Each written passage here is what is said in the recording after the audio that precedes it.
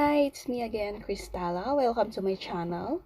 So, I'm making this video kasi meron lang akong gustong i-share sa inyo or ituro sa inyo kung paano gawin yung screen recorder sa ating Android phone. So, bago po tayo mag-proceed po doon, so kung bago po kayo dito sa channel na to, please don't forget to subscribe and click the notification bell. And of course, i-like po natin itong video na to kung magugustuhan po natin. So, guys, let's proceed. I-open lang po natin yung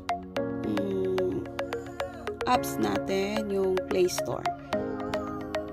So, download lang po natin yung X Recorder. Ayan.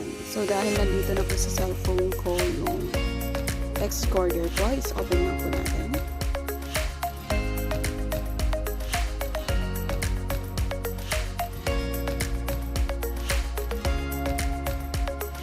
Ayan.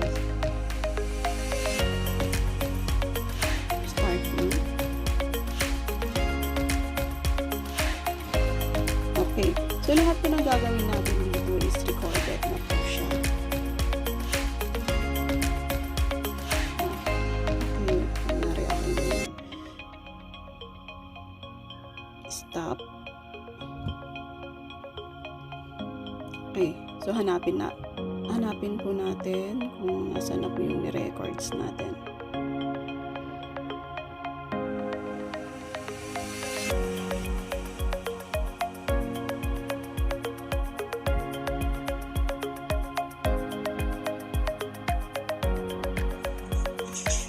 Okay. So, lahat po ng gagawin natin dito is recorded na po siya. Okay. Ayan, guys.